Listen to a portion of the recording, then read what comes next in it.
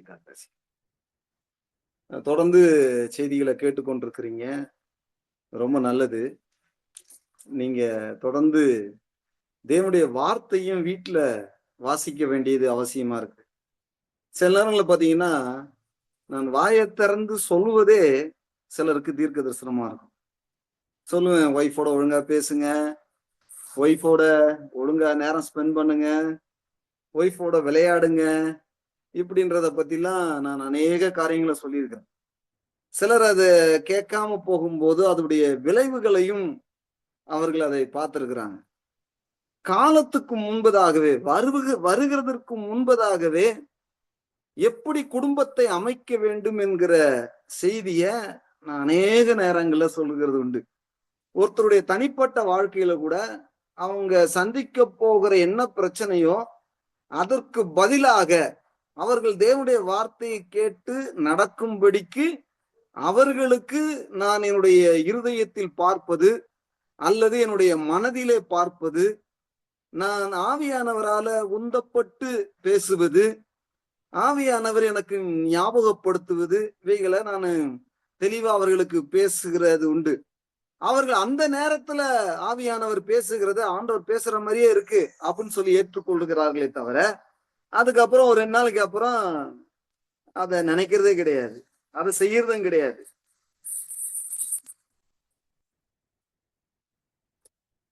சில நேரங்களில சொல்றத தாமதமா செய்யறது. இப்ப இன்றைக்கு செய்ய வேண்டியத இன்றைக்கு ஆவியானவர் சொல்லுகிறார், நாளைக்கு செய்ய வேண்டியத நாளைக்கு ஆவியானவர் சொல்லுறார். சிலர் என்ன தெரியுமா, உடனே செய்ய மாட்டாங்க. எனக்கு வசதி வரட்டும், எனக்கு நேரம் வரட்டும், இப்படி செஞ்சீங்கன்னா நீங்க தேவன் சொன்ன நேரத்துல செய்யாததுனால உங்களுக்கு நடக்க வேண்டிய காரியங்கள் நடக்காம போயிடும்.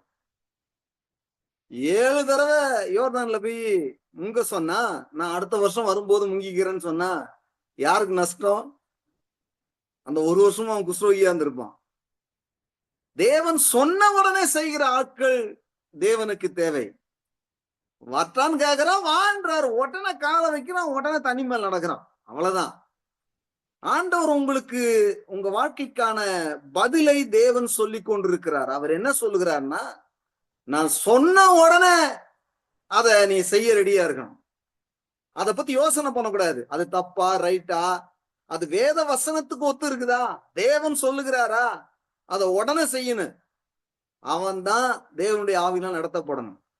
நீ உங்க மாம்சத்துக்கிட்ட ஆலோசனை பண்ணி, அதனால பவுல் சொல்றாரு, நான் இரத்தத்தோடும் மாம்சத்தோடும் யோசனை பண்ணாமல். சிலர் எப்போதுமே அது என்ன விளைவா இருக்கும், ஆண்டவர் சொன்னா நடக்குமா நடக்காதா, அது எப்படி நடக்கும், இப்படி சிந்திக்கிறது. அடுத்தது பக்கத்துல இருக்குங்க 4 பேர் ஃப்ரெண்டு கிட்ட கேட்கறது. அவங்க எங்க இருக்கிறாங்க, அவங்க ஆவிக்குரியவர்களா, உங்கள் தேவனா அவர்கள்? அவர்களுடைய சத்தத்தை கேட்ட உடனே நீங்க தேவன் சொன்னால் கூட செய்ய முடியாமல் போய்விடுகிறது. ரத்தத்தோட யோசனை பண்ணக்கூடாது. நீங்க உங்க பிளான வச்சுக்கிட்டு அப்படியே யோசனை பண்ணிட்டு செய்யலாமா செய்ய வேண்டாமா, போலாமா பண்ணலாமா பண்ணக்கூடாதா, அப்படிலாம் யோசனை. அப்படிப்பட்ட ஆட்கள் தேவனுக்கு தேவையில்லை. தேவனுக்கு எப்படிப்பட்டவர்கள்னா, முட்டாளா இருந்தா கூட போதும், தேவன் சொன்னத அப்படியே செய்யணும். ஒரு நாள் ஒருத்தரை ஆண்டவர் பயன்படுத்தி இருக்கிறார். அவர் என்னன்னா ஒரு சமையல்காரர், பீகார்ல. ஆண்டவர் சொன்னாரா, அந்த ஹாஸ்பிட்டலுக்குள்ள போய் கையை வச்சு சுகமா ஜெபம் பண்ணு, சாக போற நிலைமையில இருக்கிற மக்கள், ஆஸ்மா டிபினால நீ போய் ஜெபம் பண்ணுனாராம். உடனே செவுரு வாசல் வழியா போகல, சொன்ன உடனே செவுரு வழியா ஏறி குறிச்சு உள்ள போய் ஜெபம் பண்ணி அநேகர் சுகம் பண்ணாங்களாம். பெரிய சாட்சி இதெல்லாம். நடந்த இந்த 20ஆம் நூற்றாண்டில நடந்த சம்பவங்கள் இதெல்லாம் நான் சொல்றதெல்லாம். அவருடைய போதகர் அத, என் சபையில எப்படிப்பட்ட ஒரு விசுவாசி இருந்தான், படிக்க தெரியாதவன், தேவன் சொன்ன உடனே போய் அப்படியே செஞ்சா அவன் வாழ்க்கை மாறிடுச்சு, அங்க இருக்கிறவங்களுடைய வாழ்க்கை மாறிடுச்சு. உங்க படிப்பு தேவனுடைய விசுவாசத்தில் நடப்பதற்கு தடையா இருந்தால் உங்கள் படிப்பை தூக்கி குப்பையில போடணும். உங்க அனுபவம் தேவனோடு நடப்பதற்கு தடையா இருந்தால் அதை தூக்கி குப்பையில போடணும். தேவனோடு நடப்பதற்கு உன்னுடைய அறிவை சார்ந்தோ, உன்னுடைய படிப்பை சார்ந்தோ, உன்னுடைய பணத்தை சார்ந்தோ, உன்னுடைய ஐடியாக்களை சார்ந்தோ இல்ல. தேவனை சார்ந்திருப்பது தனி, மற்றது தனி. மற்றதெல்லாம் உன்னுடைய கிரியை. நான் செய்யறேன் பாஸ்டர், நான் தீர்மானம் எடுக்கிறேன் பாஸ்டர்.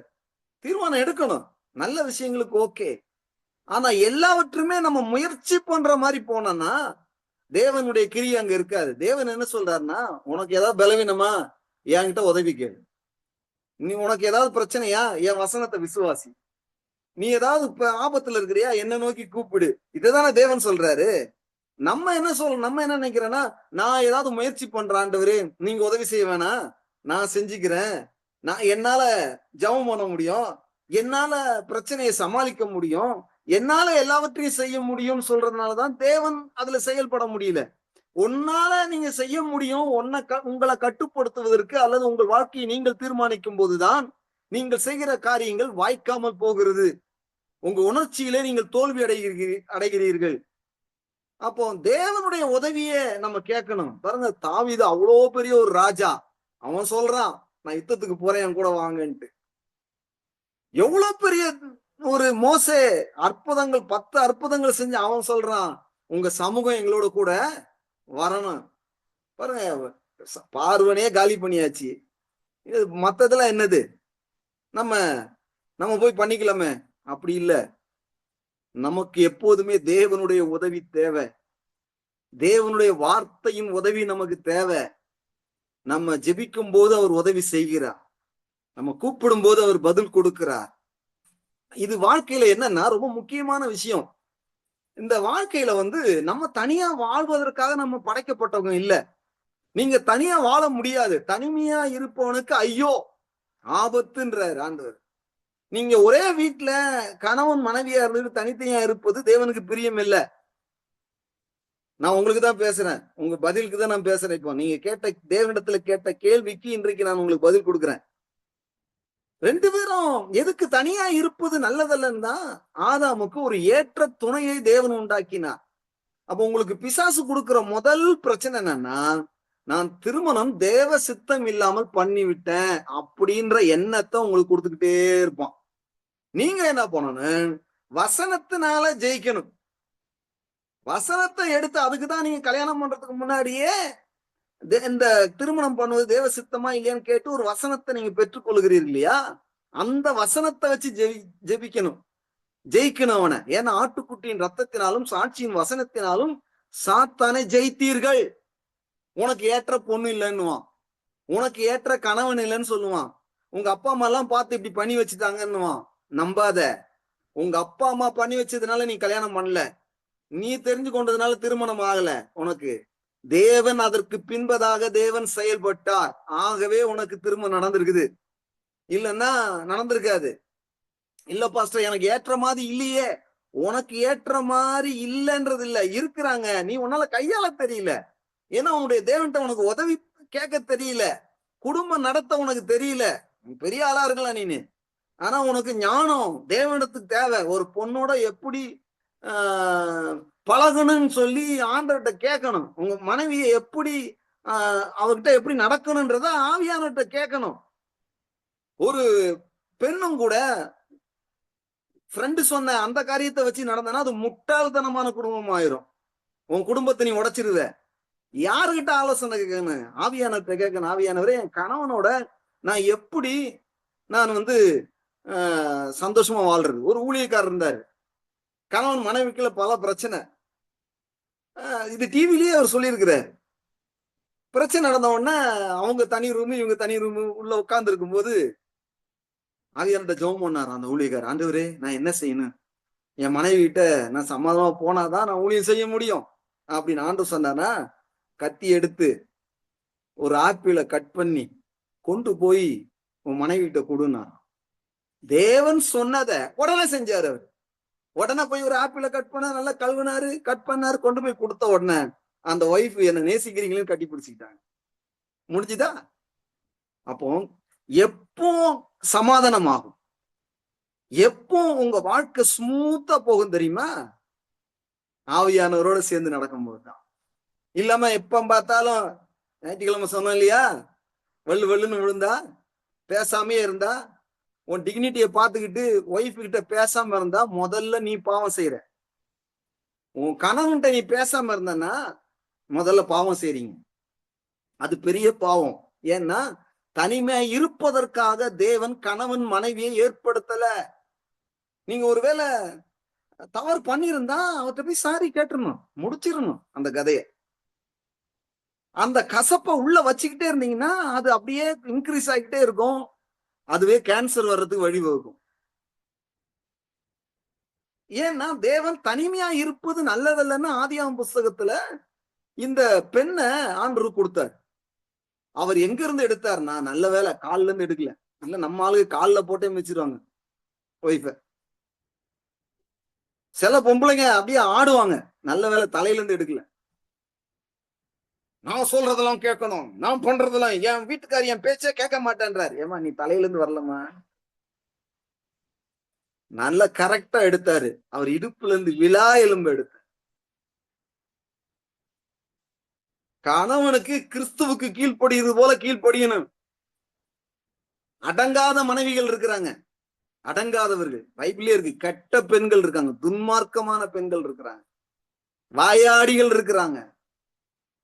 குடும்பத்தை எப்படி நடத்தினே தெரியாது, முட்டாள் பெண்கள். சண்டை போடுகிற ஸ்திரீ ஓயாத ஒழுக்கம். ஒழுக்குன்னு என்ன தெரியுமா? கூரை வீட்டுல மழை பெய்யும் போது சொட்டு சொட்டுன்னு தண்ணி விழும். சொட்டு சொட்டுன்னு தண்ணி விழும். அப்படியா பெண்கள்? அப்படி இருக்கக்கூடாது, அடங்காதவளாக இருக்கக்கூடாது. நம்ம எப்படி பண்ணணும்? கிறிஸ்துவுக்கு கீழ்ப்படுகிறது போல கணவனுக்கும் கீழ்ப்படி. அப்போ கணவன் மனைவின்ற அந்த ரெண்டு பேரை ஏன் தேவன் கொடுத்தார்? நம்ம என்ன நினைக்கிறோம், ஏதாவது ஒரு பிரச்சனை, நீ அந்த பக்கம் போ, நான் இந்த பக்கம் போறேன், நான் தனியா இருக்கிறேன், நீ தனியா இருந்துக்கோ, ஏதோ கல்யாணம் பண்ணியாச்சு 4 பேருக்கு முன்னாடி அப்படின்னு செல்ஃபி போட்டோவுக்கு மட்டும் போஸ்ட் கொடுப்போம். மத்தபடி உன்னை நான் மனைவியா வைக்கவே மாட்டேன். பேசுறது தப்பு. இது மாதிரி முதல்ல மனம் திரும்ப. மனைவியை கடினமா நடத்தக்கூடாது, கணவனையும் நம்ம கடினமா நடத்தக்கூடாது. ஏன்னா இந்த ரெண்டு பேருமே தனியா வாழும்படி தேவன் படைக்கல. ஒரு ஆண் ஒரு பெண்ணை சார்ந்தும், ஒரு பெண் ஒரு ஆணை சார்ந்து வாழும்படிக்கு தான் தேவன் படைச்சிருக்கிறாரு. நான் தனியா இருந்துக்கிறேன், எனக்கு யாரும் வேணாம் அப்படின்னா பிசாசு அடுத்தது வேலை செய்ய போறேன்னு அர்த்தம். பிசாசுடைய மகள் ஆயிட்ட நீ. உன் கணவன் இல்லாம நீ பிளான் போட்டனா பிசாசுடைய மக. தேவன் சொல்றதை கேட்டாதான் தேவனுடைய மக. நமக்கு தேவனுடைய சுபாவம் தான் வரணும். அப்போ ஒரு கணவன் தனியா வாழ முடியாது, அவனுக்கு ஒரு செக்ஸுவல் தேவை இருக்குது. அது மாத்திரம் இல்ல, அவர்களை அந்த ரெண்டு பேரையும் வச்சு தேவன் மிகப்பெரிய பிளான் வச்சிருக்கிறார். அவர்கள் வாழவும், இந்த உலகத்திற்கு அவர்கள் ஆசீர்வாதமா இருக்கவும், அவர்களுடைய பிள்ளைகளுக்கு அவர்கள் ஆசீர்வாதமா இருக்கவும், இந்த தேசத்துக்கு ஆசீர்வாதமா இருக்கவும், சபைக்கு ஆசீர்வாதமா இருக்கும் தான் கணவன் மனைவிய தேவன் ஏற்படுத்தினார். நீங்கள் தேவ திட்டம் தெரியாத வரையிலும் சுயநலமா வாழ்வீங்க. நான் மட்டும் தனியா இருந்துக்கிறேன், நான் மட்டும் பண்ணிக்கிறேன், எனக்கு எங்க வீட்டுக்காரர் வேணாம், கிடையாது. நல்ல யோசனை பண்ணி பாருங்க. கல்யாணம் திருமணம் ஆகலைன்னு அவ்வளவு வருத்தப்பட்டல, ஆண்டு உனக்கு ஒரு கணவன் இணைச்சிருக்காருல்ல. அப்போ இப்ப சந்தோஷப்பட முடியலையே. ஏதாவது பிரச்சனை நீங்க யார்கிட்ட போகணும்? தேவன்கிட்ட கேட்கணும். உன் புருஷன்கிட்ட காட்டக்கூடாது கோவத்தை, எரிஞ்செறிஞ்சு விடக்கூடாது. அவர்கிட்ட அன்பை காட்டணும். தேவன்கிட்ட போய் கேட்கணும், ஆண்டவரே இதுக்கு நாங்க என்ன பண்ணணும்? இது ஒரு பிசாசா? பிசாசு கொண்டு வந்துதா? இல்ல நான் என்னுடைய கணவனுக்கு இணங்கி போகலையா அப்படின்றத வேதத்தின் மூலியமாக தேவன்கிட்ட கேட்கணும். தேவன் தான் உங்கள் வாழ்க்கையின் பேட்டனே வேதாகமம் தான். உங்க நண்பர் சொல்ற மாதிரி, உங்க ஃப்ரெண்டு சொல்ற மாதிரி, என்னுடைய சிஸ்டர் மாதிரி அவங்க சொல்லிட்டாங்க அப்படி நீங்க கேட்டீங்க, உங்க வாழ்க்கை குடிசேரா போயிடும். அதே மாதிரி உங்க ஃப்ரெண்டு யாருன்னா அவ கணவனுக்கு கீழ்ப்படுகிறவளா இருந்தாதான் அவங்க ஃப்ரெண்டா வைக்கணும். இல்லைன்னா அப்படிப்பட்டவர்களை சேரக்கூடாது, அப்படிப்பட்டவங்க மெசேஜையும் கேட்க கூடாது. தன் கணவனுக்கு உண்மை இல்லாம தன் கணவனுக்கு துரோகம் பண்ற ஒருத்தையோட நீங்க ஐக்கியமா இருக்க கூடாது. தன்னுடைய மனைவிக்கு துரோகம் பண்ற ஒரு மனுஷனுடைய செய்தியை நீங்க கேட்க கூடாது. ஏன்னா அவனுக்குள்ள என்ன இருக்கோ அதை அப்படியே உங்களுக்குள்ள பாயும். இப்ப நான் சொல்ற மாதிரி சொல்ல முடியாது சிலரால. ஏன் சொல்ல முடியாதுன்னா அதுல அவங்க ஃபெயிலியர். கணவன் மனைவியா வாழ்றது ஃபெயிலியர். நான் கூட பாருங்க, ஒரு 8 மாசம் திருமணமாகி முதல் 8 மாசம் வாழ்க்கை தோல்வியான ஒரு வாழ்க்கை தான். நான் அபிஷேகம் பெற்றவன், ஊழியம் இருக்குது, பிசாச விரட்டுறேன், எல்லாம் பண்றேன். ஆனா ஒரு பெண்ணுக்கு என்ன பிடிக்கும்ன்றது எனக்கு தெரியல. எல்லாம் சாமியார் மாதிரி வாழ்ந்துட்டேன். ஆனா ஆண்டவர்கிட்ட கேட்டேன், ஆண்டவரே என் ஒய்ஃப என்ன எதிர்பார்க்கிறான்னு எனக்கு தெரியல. ஆதாமே இந்த ஏவாள்கிட்ட தோத்து போனான், சிம்சோனு தோத்து போனான், ஆபிரகாம் இந்த பெண்ணுகிட்ட போய் சொன்னான் அந்த பெண்ணை பத்தி, ஈசாக்கு அதே காரியத்தை செஞ்சான். பெண்ணால விழுந்தவங்க நிறைய பேரு. என்ன செய்யணும்? அப்ப ஆண்டவர் சொன்னாரு, ஒண்ணும் இல்லப்பா, அவ கைய பிடிச்சிட்டு அவன் உன்னை நடக்கணும்னு விரும்புறேன், அவ்வளவுதான். பீச்சுக்கு கூட்டு போனேன், கைய பிடிச்சு நடந்தேன், எல்லா பிரச்சனையும் சால்வ். ரொம்ப கோவமா இருக்காங்களா உங்க ஒய்ஃப் உங்களோட ஒத்து போலையா? நீங்க செய்ய வேண்டியது எல்லா வேலையும் நிறுத்திட்டு, உனக்கு ஒரு நாளைக்கு 1 லட்சம் ரூபா வந்தா கூட சரி, அந்த வேலையை நிறுத்திட்டு உன் ஒய்ஃபோட கூட அன்பா நட, அன்பா பேசு, அவங்க கிட்ட கேளு, அவங்கள கூட்டு போ வெளியே. இல்லைன்னா எத்தனை லட்சம் நீ சம்பாதிச்சாலும் அது 0 தான். அதனால ஒரு பிரயோஜனம் கிடையாது. ஏன் ஒரு குடும்பத்தை தேவன் 2 பேரும் இணைஞ்சு வாழ சொல்றாருன்னா, முக்கியமான வசனம் 1 கொரிந்தியர் புஸ்தகம் 7ஆம் அதிகாரத்துல இயேசு மனைவியை பற்றியும் புருஷனை பற்றியும் சொல்லுகிறார். மனைவியானவள் தன் சுய சரீரத்துக்கு அதிகாரி அல்ல, புருஷனே அதுக்கு அதிகாரி. அப்படியே புருஷனும் தன் சுய சரீரத்திற்கு அதிகாரி அல்ல, மனைவியே அதிகாரி அப்படின்னு சொல்லிட்டு உங்க அதிகாரியை ஒழுங்கா மதிக்கணும். சொல்லிட்டு அடுத்து சொல்ற, உபவாசத்திற்கும் ஜபத்திற்கும் தடை இல்லாதபடி இருவரும் சில காலம் பிரிந்து இருக்க வேண்டும் என்று சம்மதித்தால் அன்றி ஒருவரை விட்டு ஒருவர் பிரியாதிருங்கள். வேதம் சொல்லுது, ஒருவரை விட்டு ஒருவர் பிரியாதிருங்கள்.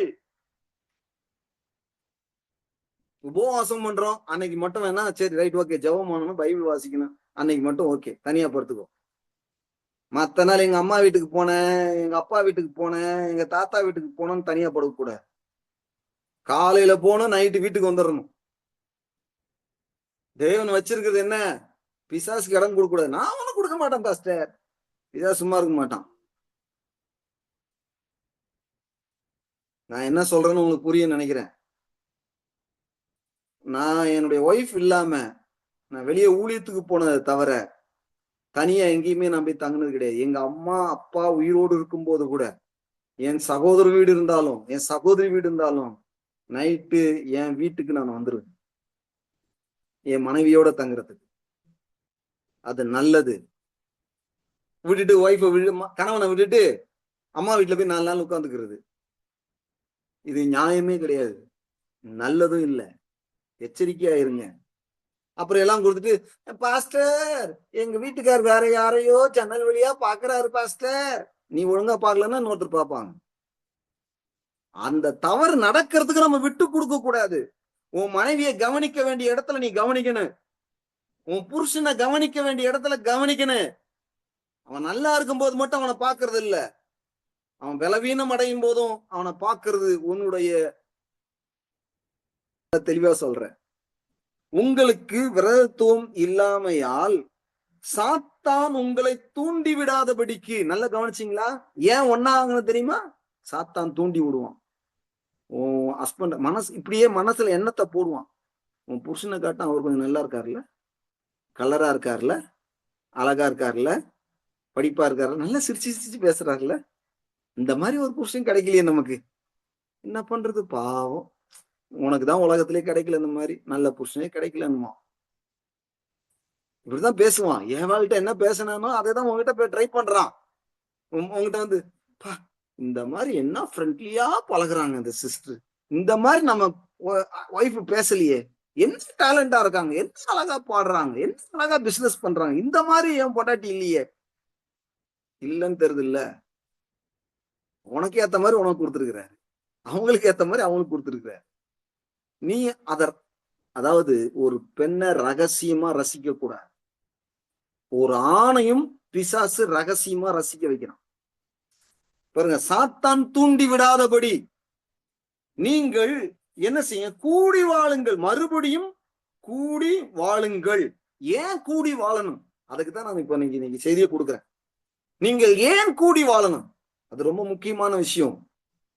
நீங்க வாழ்க்கையில எதை புரியுறீங்களோ இல்லையோ, ஆண்டவர்கிட்ட கேளுங்க. ஆண்டவரே, எனக்கு பிரகாசமான மனக்கண்களை கொடுங்க, உங்க ஞானத்தினால் நிரப்புங்க, உங்களை பற்றிய அறிவினால் நிரப்புங்கன்னு சொல்லி ஆண்டவர்கிட்ட கேளுங்க. அவர் அற்புதமானவர், உங்களுக்கு அதை செய்வார். நல்லா கவனிங்க. அவர் சொல்றாரு, மறுபடியும் கூடி வாழுங்கள். ஏன் மறுபடியும் கூடி வாழணும்? ஆமோஸ் புஸ்தகம் 3ஆம் அதிகாரம் 3ஆம் வசனம். 2 பேர் ஒருமனப்பட்டிருந்தால் ஒழிய. அப்ப 2 பேர் ஒருமனப்பட்டிருந்தால், பாருங்க, ஸ்பிரிச்சுவலுக்கும் சரி பிசிக்கல் லைஃபுக்கும் சொல்றேன் நான். நல்ல பார்ட்னர் யாருன்னா உங்க ஒய்ஃப் தான். உலகத்திலேயே நல்ல பார்ட்னர் யாருன்னா உங்க ஹஸ்பண்ட் தான். ஏன்னா உங்க ஹஸ்பண்ட் போல உங்களுக்காக ஜெபம் பண்றதுக்கு யாரும் இருக்க முடியாது. உங்க மனைவியை போல உங்களுக்காக உண்மையா ஜெபிக்க முடியாது. நிறைய நேரங்கள்ல எனக்கு பலவீனமான சூழ்நிலை வரும்போது, உடம்பு எத்தனையோ தடவை அந்த மாதிரி ஆயிருக்கு. ஆனா பாஸ்டர்மா ஜெபம் பண்ணி நான் சுகமாயிருக்கேன். அவங்களுக்கு எத்தனையோ பிரச்சனை வந்திருக்குது. நாங்க ஹாஸ்பிட்டலே போறது கிடையாது, நாங்க ஜெபம் பண்ணாலே சுகமாக்கிறாரு ஆண்டவர். போன வாரம் கூட பாஸ்டர்மாவுக்கு பயங்கர உடம்புலாம் பெயினா இருக்குன்னாங்க. எனக்கு தெரியாது, சொல்லவே இல்லை அவங்க. நாங்க 2 பேரும் சேர்ந்து ஜெபம் பண்ணும்போது நாங்க குடும்பமா ஜெபம் பண்ணோம். திடீர்னு அவங்க உடம்ப பத்தி ஜெபம் பண்ண ஆரம்பிச்சிட்டேன். எனக்கு ஒரு வெளிப்பாடு கொடுத்து ஜெபம் பண்ணா அவங்க சுகமாயிட்டாங்க. அப்போ 2 பேர் ஒருமனப்பட்டால் ஒழிய என்ன செய்ய முடியாது, ஒருமித்து நடந்து போவார்களோ. இல்லைன்னா வீட்டுக்காரர் முன்னாடி வருவாரு, பின்னாடி மனைவி வருவாங்க. இல்லைன்னா முன்னாடி மனைவி வருவாங்க, பின்னாடி கணவன் வருவார். ஆனா வேதம் சொல்லுது, 2 பேரும் ஒருமனப்பட்டால்தான் நீங்க 2 பேரும் ஒழுங்கா கரெக்டா போக முடியும். ஏன் 2 பேரும் ஒருமனப்பட்டு ஒழுங்கா நடக்கணும்னு சொன்னா, நல்ல கவனிங்க. உபாகமம் புஸ்தகம் 32ஆம் அதிகாரம் 30ஆம் வசனம். ஒருவன் அந்த வேத வசனம் என்ன சொல்லுதுன்னா, அவர்களுடைய கண்மலை அவர்களை விற்காமலும் கர்த்தர் அவர்களை ஒப்புக்கூடாமலும் இருந்தாரானால் ஒருவன் 1000 பேரை துரத்துவான். ஒண்ணு எவ்வளோ? ஒரு 1000. ஒருத்தர் 1000 பேரை துரத்தணுமா? ஒரு ஆளு 1000 பிசாசை துரத்தலாம். புரியுதுங்களா? ஆனா நம்ம கணக்கு எப்படி தெரியுமா? 1 1 2 2000. ஆனா ஒரு கணவன் மனைவி 2 பேரும் சேர்ந்து அவர்கள் ஒருமனப்பட்டு நடந்தா ஒருத்தர் 1000 பேரும் 2 பேரு 2000. அப்படியா? அப்படி இல்ல. 2 பேர் எத்தனை ஆயிரம் தெரியுமா? 10,000. கவனிச்சீங்களா? 1 + 1 2. அது உங்க கணக்கு. ஆனா நீங்களும் உங்க கணவனும் சேரும் போது 10,000 பேரை துரத்துவீங்களா? அப்போ ஒரு ஒன்றா நடப்பத எவ்வளவு பெரிய வல்லமை மறைந்திருக்கிறது, எவ்வளவு பெரிய வெற்றி மறைந்திருக்கிறது. அற்புதமான விஷயங்க. ஒருவன் 1000 பேரை துரத்துவான். உங்க கணவனுடன் நீங்க சேர்ந்து ஜெபிச்சீங்கன்னா 2000 பேரை தரத்தலாம். 2000 பேரை தரத்தணும் போட்டிருக்கு பைபிள்ல. 10,000 பேரை தரத்தலாம். அப்ப எவ்வளவு இன்க்ரீஸ் ஆகுது? 10 மடங்கு இன்க்ரீஸ் ஆகுது, 8 மடங்கு. வேதாந்த தெளிவா சொல்லுது, ஒருவன் 1000 பேரையும் 2 பேரு 10,000 பேரையும் துரத்துவார்கள். அப்போ வெற்றி கிடைக்காம போகுமா உங்களுக்கு? ஈஸியா குடும்பம் வெற்றியா வாழலாம். உங்க கணவனோட உட்கார்ந்து ஜெபம் பண்ணுங்க முதல்ல. உங்க மனைவியோட உட்கார்ந்து ஜெபம் பண்ணுங்க. என் மனைவி ஜெபம் பண்ண தெரியாதுங்க. எனக்கு தாங்க ஜெபம் பண்ண தெரியும். யாரோ ஒருத்தருக்கு ஜெபம் பண்ண தெரியுது இல்ல? ஜெபம் பண்ண வைங்க. நீங்க வெற்றியா வாழ்றதுக்கு. நீங்களே போராடிக்கிட்டு 1000 துரத்திக்கிட்டு இருக்கீங்க. அவங்க ஜெபம் பண்ணலனா கூட அவங்க ஒருமுனைப்பட்டாங்கன்னா, நீங்க 10,000 துரத்தலாம். 10,000 துரத்தலாம். உங்களுக்கு முன்பதாக ஒன்றும் உங்கள ஜெயிக்க முடியாது. நல்லா கவனிங்க. இந்த மத்தேயு புஸ்தகத்துல 18ஆம் அதிகாரம் 20ஆம் வசனத்துல இப்படி சொல்லியிருக்கிறார். 2, 3 மத்தியில நான் இருக்கிறேன்னு சொல்றார். ஏன் நீங்க கூடி வாழணும்னா, நீங்கள் ஒருவன் 1000 பேரையும் 2 பேரு 10,000 பேரையும் துரத்துறதுக்கு. ஏன் கூடி வாழணும்னா, நீங்க 2 பேரு கூடி ஒரு சின்ன ஜெபம் பண்ணும்போது, நாங்க சொன்னாங்களா சின்ன ஜெபம் பண்ணுவோம் 2 பேரும். கணவன் மனைவி. உடனே ஆண்டவர் அதை செய்வார். அவர் சொல்றாரு 2, 3 மத்திய நான் இருக்கிறேன்றார். அப்ப நான் கேட்கிறேன், நீங்க 2 பேர் இருக்கும்போது அங்க இருக்கிறாரா? கர்த்தருக்கு பயந்தவர்கள் ஒருவரோடு ஒருவர் பேசிக் கொள்வார்கள். கர்த்தர் அதை கவனித்து கேட்பார். நீ உன் மனைவியை திட்டும் போது அதையும் கேட்டுட்டு இருக்கிறாரு. உன் கணவனை மட்டமா பேசும்போதும் கேட்கிறாரு. அப்ப நீ பேசுனது அப்படியே நடக்கும். அவருக்கு உருப்படாதவருங்க. அப்புறம் எப்படி உருப்படுவார் அவரு? அதனாலதான் உருப்படல. அவர் செய்தது ஒண்ணும் நல்லா இருக்காதுங்க. அதனாலதான் அது நடக்கல. பேசும்போது உன் கணவனுக்கு முன்னாடி பேசும்போது சொல்லணும், நீங்க செய்வதெல்லாம் வாய்க்கும். தேவன் உங்களோட கூட இருக்கிறார். அப்படி பேசணும். நம்ம ஜெபம் பண்ணுவோம். என்ன பிரச்சனை உங்களுக்கு? ஏன் ஒரு மாதிரி இருக்கிறீங்க? அப்படின்னு கேட்டு ஜெபம் பண்ணணும். உடம்பு சரியில்லையா கேட்கணும். சில டைம் பாத்தீங்கன்னா சமையல் பண்ணிட்டு இருக்கும்போது பாஸ்டர் அம்மா போய் சமையல் பண்ணிட்டு இருப்பாங்க. கரெக்டா 11 மணிக்கு போவாங்க. மதியான சாப்பாடு 1 மணிக்கெல்லாம் வந்துடும். நான் நைஸா பின்னாடி போவேன். ஏன்னா அவங்கள சர்ப்ரைஸ் பண்றது, எம்ப்ரைஸ் பண்றதுக்கு. சர்ப்ரைஸ் பண்ணணும், எம்ப்ரைஸ் பண்ணணும். அது ஒண்ணு அடுப்பாங்கரையில இருந்துட்டு போட்டோம். அவங்களே வேற கொட்டி சிந்தி கஷ்டப்பட்டு வெக்கையில நின்று எல்லாம் பண்ணிட்டு வந்து ஒரு ஒரு என்கரேஜா பாரு, நல்லா இல்லம்மா நீ என்ன செஞ்ச சாப்பாடு, இப்படியே சொல்லிக்கிட்டு இருக்க கூடாது. கணவன் மனைவி 2 பேருக்கு நான் பேசிக்கிட்டு இருக்கேன். பாராட்ட வேண்டிய விஷயத்துல மனைவியை பாராட்டணும். சாப்பாடு நல்லா பண்ணியிருக்கேம்மா, இன்னைக்கு நல்லா இருக்கு. இன்னைக்கு எங்க வீட்டுல பாத்தீங்கன்னா எனக்கு 2 குழம்பு வந்துச்சு, நல்லா இருந்துச்சு.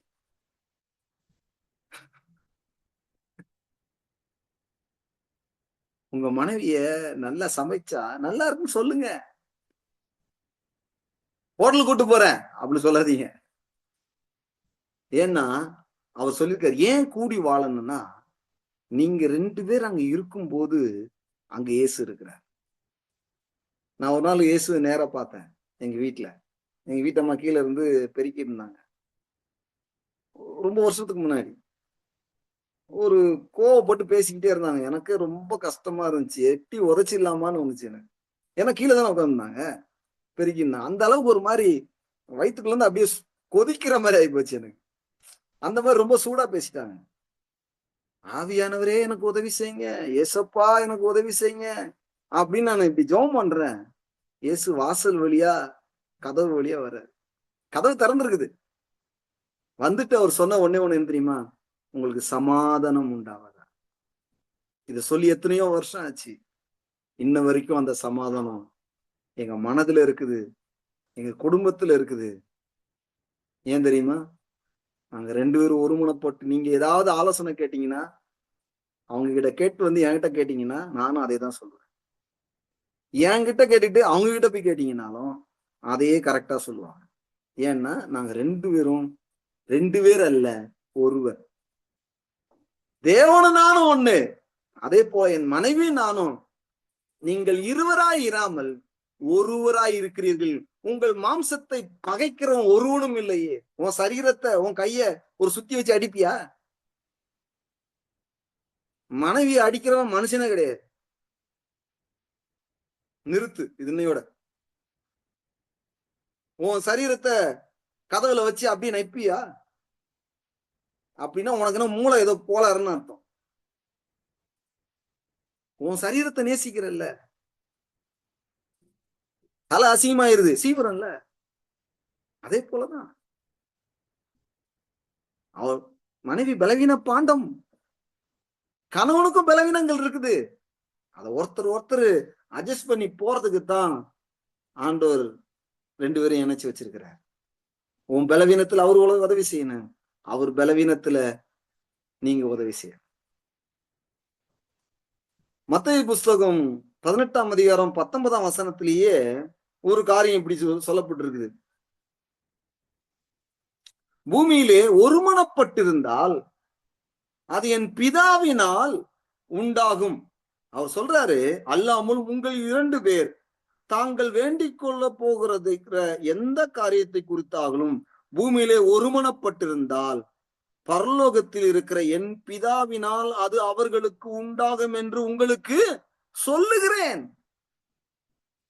நல்ல கவனிங்கயா, நீங்க 2 பேரும் ஒன்னா இருக்கிறது தேவ சித்தம். ஒருத்தர் மேல ஒருத்தர் அபேட்சனா இருக்கிறது தேவ சித்தம். நீ விரும்பின மாதிரி இல்லைனாலும் அதுவும் தேவ சித்தம் தான். அவர் சொல்றாரு, நீங்க 2 பேரும் உட்கார்ந்து கைய பிடிச்சி ஒரு சின்ன ஜெபம் பண்ணி பாருங்க, அது என் பிதாவினால் உண்டாகும். இயேசு சொல்லுங்க. நான் அடுத்த வாரம் இன்னொரு ஃபெலோஷிப்பை பத்தி நான் பேசுவேன், கவனிங்க.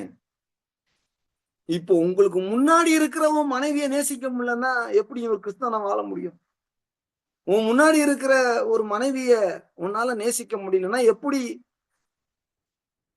சோதனை வரும், அதுல ஜெயிக்கணும், அதுல மனைவி மேல அன்பு கூறணும், கணவனுக்கு பயபக்தியா நீங்க நடக்கணும். ஏன்னா தேவன் அப்படித்தான் வச்சிருக்கிறாரு இந்த குடும்பத்தை. 2 பேர் பூமியில ஒருமனப்பட்டால் அது என் பிதாவினால் உண்டாகும். இருக்கிறதுலயே ஒரு முக்கியமான ஒரு வசனத்தை நான் உங்களுக்கு காமிச்சு முடிக்கிறேன். பிரசங்கி எடுங்க. பிரசங்கி யார் எழுதுனது தெரியும்ல? சாலமோன் தான் எழுதினார் இல்லையா? பிரசங்கி 4ஆம் அதிகாரத்தை எடுத்துக்கொள்ளுங்க. பெஸ்ட் வசனத்தை நான் உங்களுக்கு காட்டுறேன் பிரசங்கிலேயே. பிரசங்கி 4ஆம் அதிகாரம் 9ஆம் வசனம் எடுத்துக்கொள்ளுங்க. இது ரொம்ப முக்கியமான விஷயம். Be serious. ஏன்னா இன்னைக்கு கணவன் மனைவியோட ஒராசலோட உட்கார்ந்து இருக்கிற, புரிஞ்சு கொள்ளாம உட்கார்ந்து இருக்கிற, உனக்கு தெளிவடைய வேண்டும் என்று ஆவியானவர் பேசிக் கொண்டிருக்கிறார். நீ ஓன் பிளான் போடுறது இல்ல, முறுமுறுக்கிறது இல்ல, எல்லாத்துக்கும் ஏட்டிக்கு போட்டியா செய்யறது இல்ல, ஒத்து போறதுதான், மன்னிக்கிறது தான், அவரை ஏற்றுக்கொள்வதற்கு தான் உங்களை வச்சிருக்கிறார். உங்க பையன் சண்டை கீழே தப்பு பண்ணா அவன் ஏற்றுக்கொள்றீங்கல்ல? உங்க பொண்ணு ஒரு சின்ன தப்பு பண்ணா ஏற்றுக்கொள்வீங்கல்ல? அதே போல உங்க கணவனையும் அப்படி பார்க்கணும், உங்க மனைவியும் அப்படி பார்க்கணும். ஒருத்தர் சொல்றாரு, பாஸ்டர் எனக்கு 2 பிள்ளைங்க நினைச்சிடாதீங்க, என் மனைவியும் ஒரு பிள்ளைதான் அப்படின்னு. உண்மையால உண்மை. உங்களுக்கு 2 பிள்ளையா இருந்தா உங்க மனைவி இன்னொரு பிள்ளை, மூத்த பிள்ளைன்னு நினைச்சுக்கீங்க.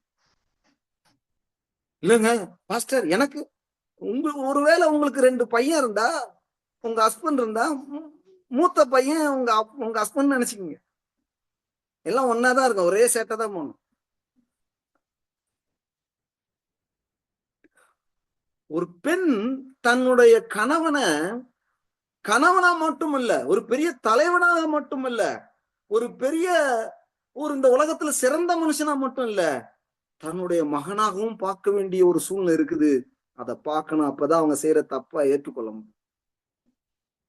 ஒரு கணவன் எப்போதுமே ஒரு மனைவிய மட்டும் சூப்பரா மனசுல வச்சுக்கிட்டு அந்த படத்தை வச்சுக்கிட்டு அந்த மாதிரி இல்லையே அப்படின்னு திட்டிக்கிட்டு சண்டை போட்டுக்கிட்டு இருக்கிறது இல்ல. உன் மனைவிய உன் மூத்த பிள்ளையாகவும் நீங்கள் நினைக்க வேண்டிய ஒரு சூழ்நிலை. அப்படி எண்ணிக்கொள்ளணும். அவளை உங்க மகள் மாதிரி நீங்க பாத்தீங்கன்னா அவர்களை அட்ஜஸ்ட் பண்ண முடியும். சில குறைகள் இருந்தா அதை சரி பண்ண முடியும். உன் மனைவி மாதிரியே நீ பார்த்து இருந்தனா சண்டை போட்டுதான் நாருவேன். பாருங்க, பிரசங்கி 4ஆம் அதிகாரம் 9ஆம் வசனம். ஒண்டியா இருப்பதிலும் இருவர் கூடி இருப்பது நலம். ஐயா, நீ பிரிஞ்சு போறேன்னு சொல்லிக்கிட்டே இருக்கிறிய, எப்ப பார்த்தாலும் இவளோட வாழ முடியாது, அந்த சத்தத்தெல்லாம் கேட்காத. தனியாவே இருக்கணும் அது கேட்காத. வேதம் என்ன சொல்லுது? ஒண்டியா இருப்பதிலும் இருவர் கூடி இருப்பது நலம். நலம்னா என்ன? யோசனை பண்ணு. ஆண்டவர் சொல்றாரு, இன்னைக்கு ஆவியானவர் சொல்றாரு, அம்மா நீ தனியா இருக்கிறது இல்லம்மா, எனக்கு நீ உன் கணவனோட இருக்கிறது தான் நல்லதுமா, உன் மனைவியோட கூட இருக்கிறது தான் நல்லதுமா. பேசாம மூஞ்சி திருப்பிக்கிட்டே இருக்கிறல்ல.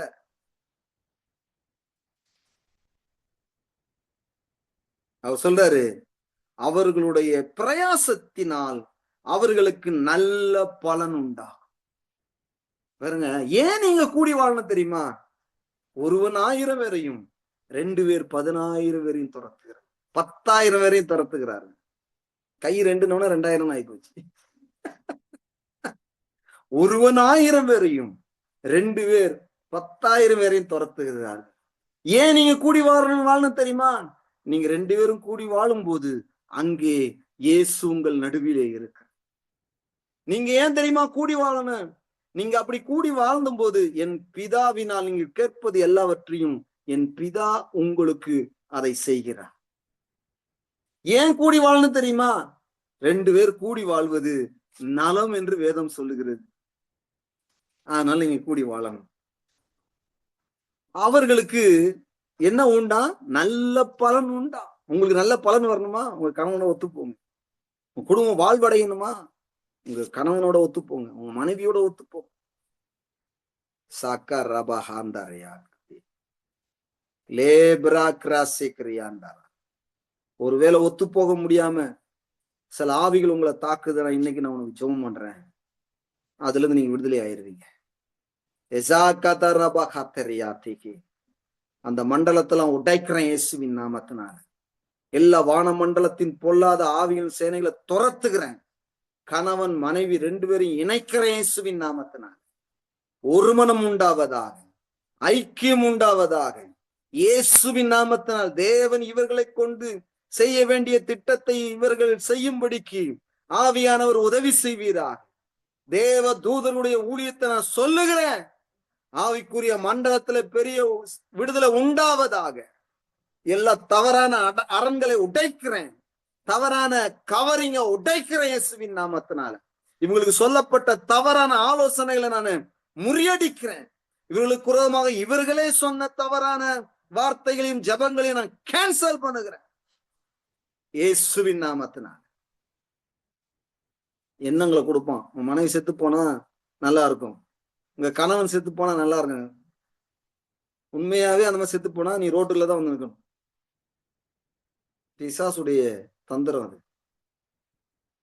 உன் ஜெபத்தை கேட்டு உன் மனைவியை கொல்லுவார் என்று நீ விசுவாசிச்சா, அதே உன் ஜெபத்தை வச்சு உன்னை வாழ வைப்பார்ன்றதை விசுவாசிக்கணும். அதை காட்டில இதை செய்யணும். கொல்றதுக்கு இல்ல. ஆண்டவரே என் கணவன் செத்து போனா நல்லா இருக்கும். அது மாதிரி என்ன வருது பாஸ்டர் உள்ள இருந்து, அதை துரத்தணும். அது பிசாசு.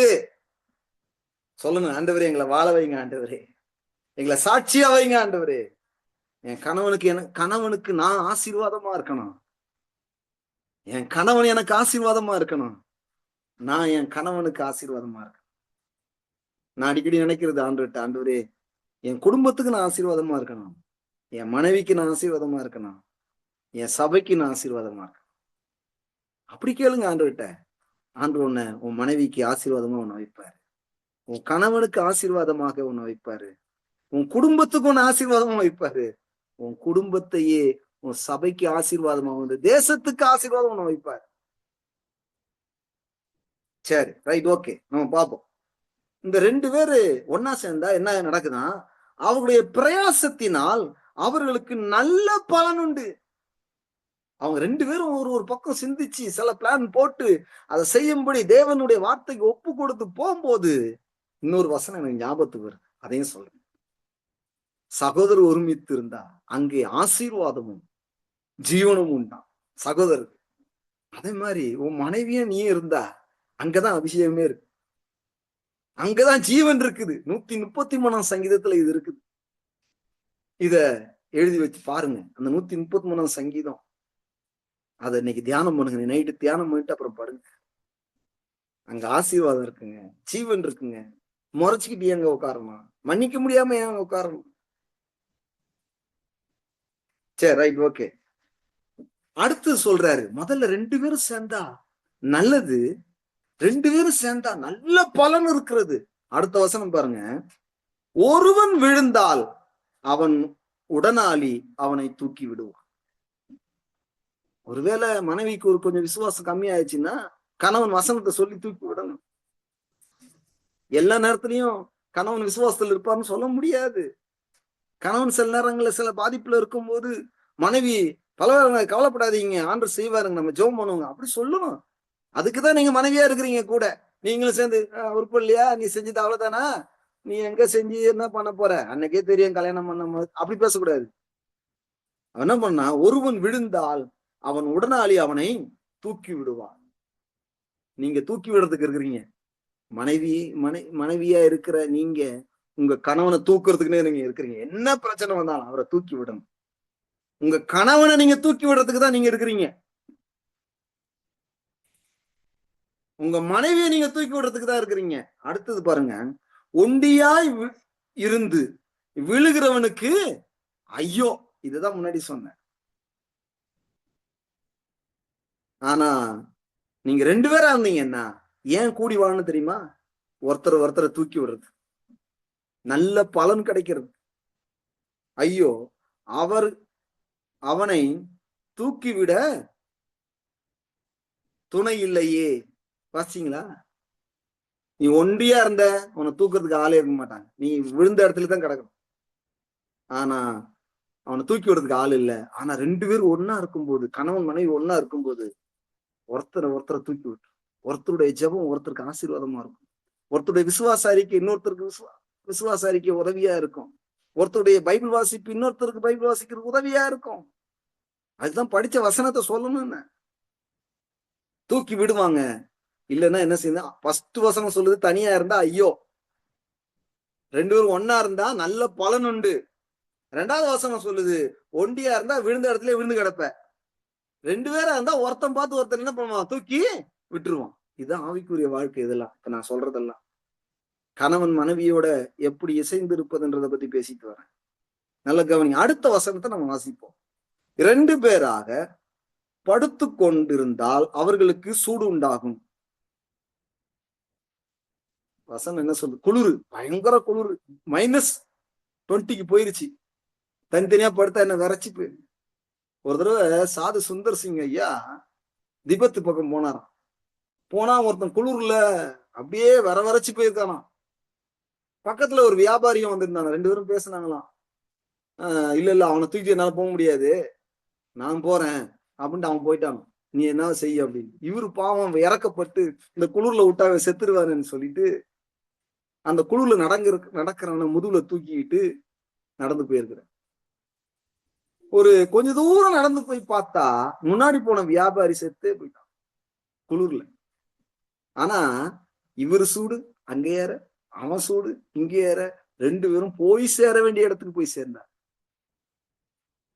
வேதம் அததான் சொல்லுது. தனியா இருந்தா அப்படியே அனல் குறையும். ஆனா 2 பேரும் ஒன்னா இருந்தா ஃபயர் ஆயிடும். அனாயிண்டிங் இன்க்ரீஸ் ஆகும், விசுவாசம் இன்க்ரீஸ் ஆகும், ஜபம் இன்க்ரீஸ் ஆகும், வேத வாசிப்பு இன்க்ரீஸ் ஆகும். ஒண்டியா இருந்தா என்ன நடக்குது பாருங்க? சூடு உண்டாகும். 2 பேர் இருந்தா சூடு உண்டாகும். ஒண்டியா இருக்கிறவனுக்கு சூடு உண்டாவது எப்படி? தனியா இருந்தா ஐயோ, தனியா இருந்தா விழுந்த இடத்துலயே கிடப்ப. 3வது சூடு இருக்க, சூடு போயிடும் தனியா இருந்தா.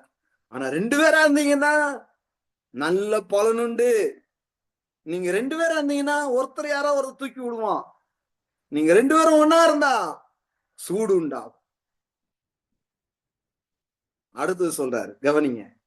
இதெல்லாம் ரொம்ப முக்கியமான விஷயம் நான் பேசிக்கிட்டு இருக்கேன்.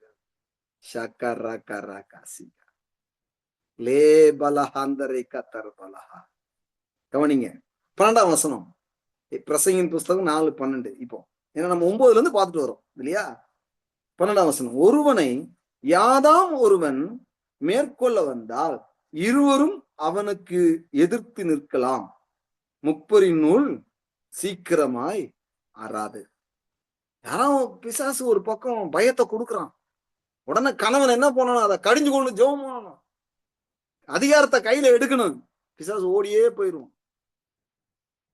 உங்க கணவனுக்கு பலவீனமா இருக்குது, நீங்க அதிகாரத்தை எடுக்கலாம். இயேசுவின் நாமத்தினால இந்த பலவீனம் போ அப்படின்னு சொன்னா போதும், போயிரும்.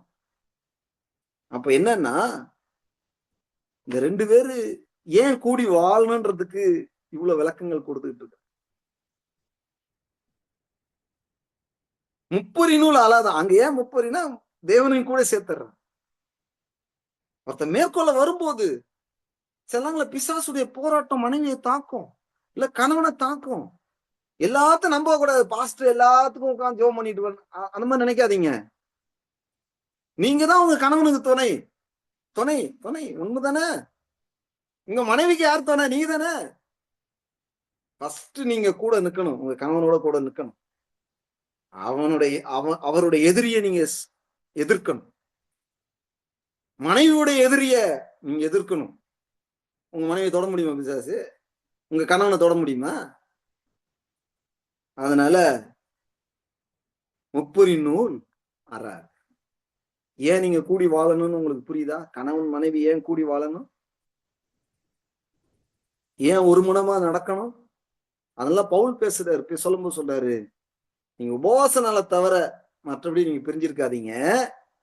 பிசாசு உங்களை தூண்டி விடாதபடிக்கு நீங்கள் மறுபடியும் கூடி வாழுங்க. இன்னைக்கு நான் உங்களுக்கு ஒரு நல்ல செய்தி சொல்றேன். மறுபடியும் நீங்கள் கூடி வாழுங்க. பிரிக்கிறது பிசாசு. பிரிவினையே நினைச்சுக்கிட்டு இருக்காதீங்க. அவர் சொல்றாரு,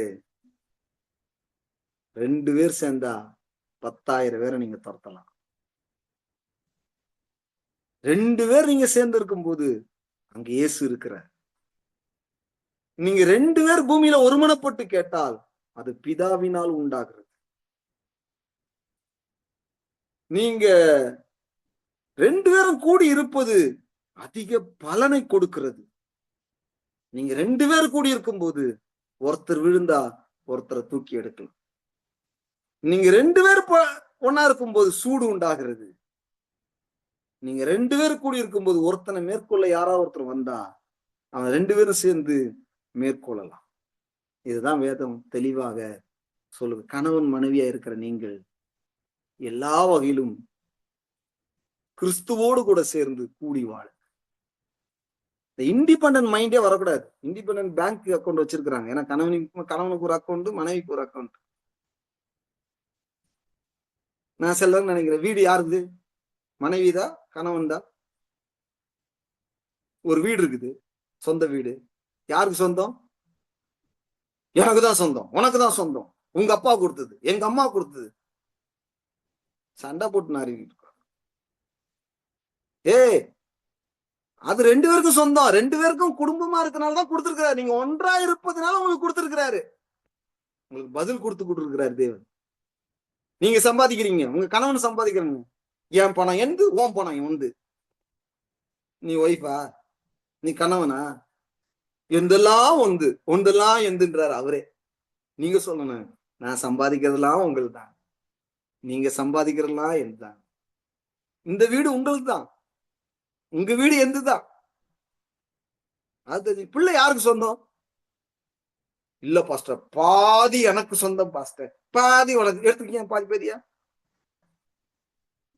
கொஞ்சம் கூட யோசனையே வரமாட்டேங்குது கிறிஸ்தவர்களுக்கு. 2 பேருடைய பிள்ளைகள் தானே, 2 பேருடைய கொலாபரேஷன் தானே. என் பிள்ளை உன் பிள்ளை ரெண்டும் ஒண்ணு தானே. அதுல பிரிச்சு பிரிச்சு பாக்குறோம். இது என் பிள்ளை, அது உன் பிள்ளை. நான் ரொம்ப திட்டுறேனா? இல்லங்க, நம்ம பிள்ளைகள் சொல்லணும். நம்ம வீடு, நம்ம பணம், நம்ம பிள்ளைகள், நம்ம குடும்பம். என்னைக்கு வரப்போற அந்த மாதிரி? இப்படி பேச கத்துக்கிடுங்க. உன் வீடு, உங்க அம்மா, உங்க அப்பா, அது உன் பிள்ளை, இது என் பிள்ளை, நான் சம்பாதி அப்படின்ற வரைக்கும் நீ ஒரு சுயநலவாதி என்பதை புரிஞ்சுக்கணும். என் கணவன், என் மனைவி, என் பிள்ளைகள், என் குடும்பம், எங்க சபை, எங்க பாஸ்ட். உங்க பாஸ்ட் உனக்கு மட்டும் தான் சப்போர்ட் பண்ணுவாரு, எனக்கு பண்ண மாட்டாரு.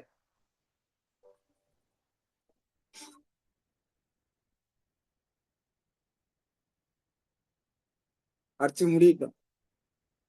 கரபசக பரப.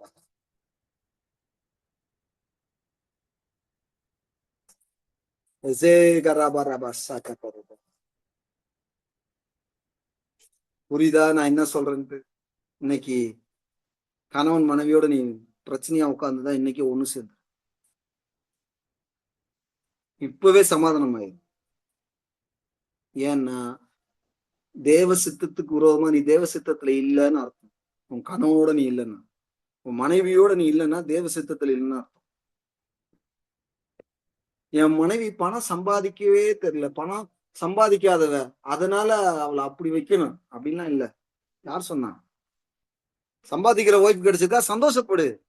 சம்பாதிக்கிற கணவன் கிடைச்சிருக்காரா, சந்தோஷப்படு. ஒருவேளை கணவன் சரியா சம்பாதிக்கலனாலும் தேவன் நம்மளை நடத்துவாருன்னு விசுவாசி.